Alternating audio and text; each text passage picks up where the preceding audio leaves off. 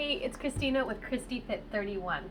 Today we're going to be discussing what tracking teaches and how to bust through a plateau. I have 10 different ways you can bust through that plateau. So, tracking your eating, your macros, and your workouts is really important in any weight loss journey. I cannot talk today, and this is like the fourth time I started the camera. If you can't seem to succeed, it could be a few common mistakes. 1, you are underestimating how many calories you are consuming in a day. Little snacks, little bits of sauces, oils, a handful here and there are really going to add up more than you think you are, or think that you are adding them. Using a food tracker such as MyFitnessPal or a good one, a meal planner such as Eat This Much with our both apps, can help you to make sure you're in a calorie deficit. You overestimate how many calories you're burning in a day. So you think you're burning more than you are, which means you're not in as much of a deficit as you think. You may not be burning as many calories as your tracker says that you are. Don't rely solely on a fitness tracker alone. Try adding in a bit more cardio, maybe 1 day a week, or adding 5 extra minutes to the cardio that you're doing. Or if you're not doing cardio, add some cardio in. The opposite can also be true if you're trying to gain muscle. You may not be eating enough to supplement the growth you want for your muscles. Tracking teaches you 1, how to progressively overload. So tracking your weights, tracking your reps to make sure you are growing muscle and increasing in strength. Because if you use the same weight, same rep range, same everything, your body's going to get used to it and you're going to hit a plateau, which we're going to talk about in a little bit. How to track your macros and calories, which is something that is super beneficial for everyone for any weight loss journey. I know when I first started tracking, you don't realize how much is in fast food or other things, and you start tracking it and you're like, that meal was 700 calories. Like, that's normally 2 meals and a snack for me in a day. So you don't realize how much things add up or how imbalanced they are in carbs, fats, and protein. So it's really important to track your meals. Yes, enjoy those meals. Have a treat day every once in a while, but remember that you are fueling your body. Okay, so you're tracking everything and you've hit a plateau. How are you going to break it? How are you going to get through it to see more growth? There's a number of reasons for plateau, so let's dive in. 1, switch up your rep ranges. We tend to find a range that we like, which is super true. You do it for clients, etc., everything else. Everybody has a rep range that they love. And we stick to it normally. That could be the 10 to 12 rep range for bodybuilding, 3 to 6 for power lifters, and 15 to 20 for endurance or people that just like higher rep ranges. Switching up your rep ranges is also going to require you to switch up your weights, your rest time. Your body gets used to the routines that you use, and it knows the routines you bounce around with. So if you generally do like, oh, I'll do my 10 to 12 rep range, and then certain exercises you do 15 to 20, you don't only pick the same for all those exercises all the time. Try switching it up.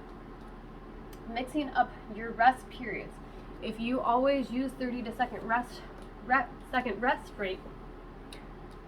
periods, use a stopwatch and do a 2-minute one and see how much more strength you have and if you can lift heavier. If you do longer rest periods, switch to a shorter rest period. You're going to be challenging yourself and most likely finding that a shorter rest period, you have to use less weight because you have a little bit less in the tank. And if you use a longer rest period, you're going to have more energy in the tank to work a little bit heavier. Changing up your tempo. You could do this on your squats. So do a 4-count squat. How many people do you look around in the gym to see if they have proper form and they count very slow? 1, 2, 3, 4, and then quickly up. Or the opposite, go down quick and do a pause squat and pause at the bottom for 2 to 3 seconds and then go up. Switching your tempo is huge. Going slower or quicker and seeing what happens. So on a bicep curl, you could go up really slow for a count and then quick down, or do the opposite, go quick up and then slowly lower so there's more intensity on those muscles. Changing the volume of your workouts. If you're used to a really high volume workout, long workouts, a lot of exercises, take some away and allow for some more rest. Let your body have more rest in between.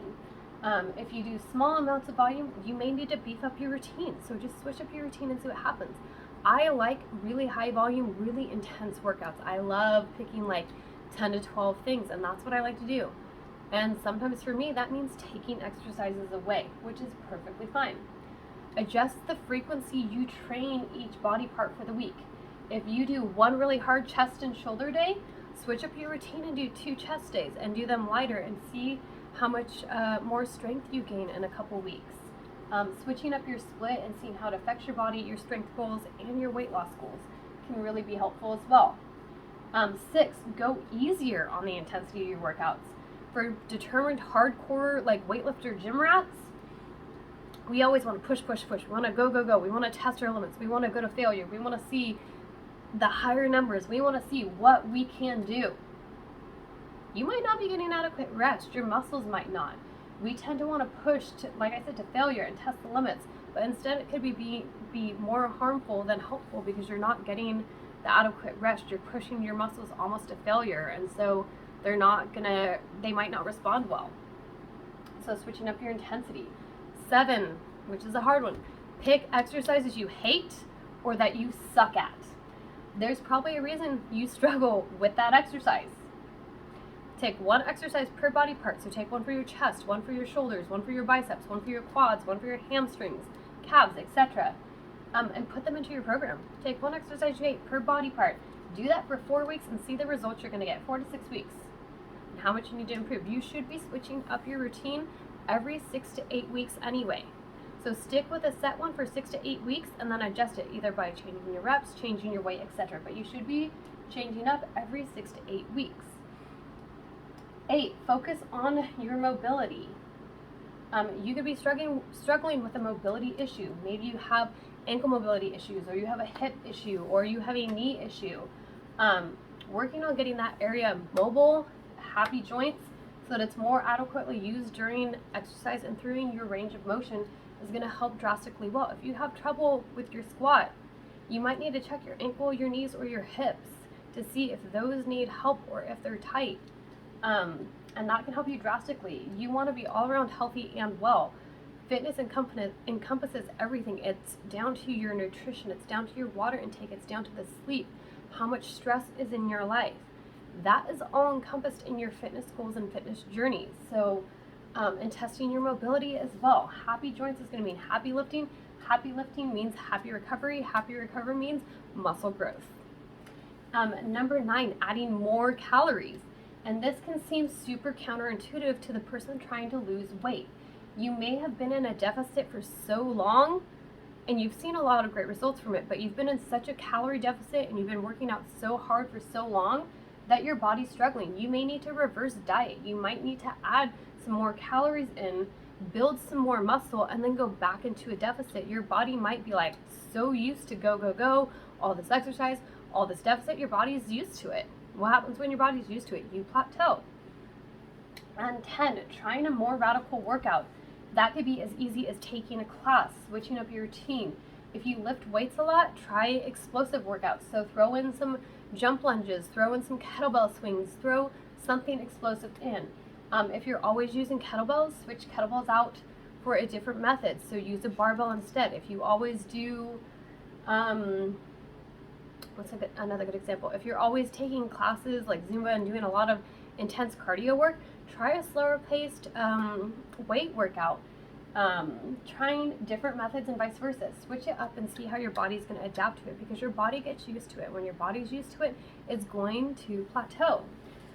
These are some awesome different ways that we can use to break what your body expects from you, because it does get used to it and expects it. If you have any questions, drop them below. I would be happy to answer any of them.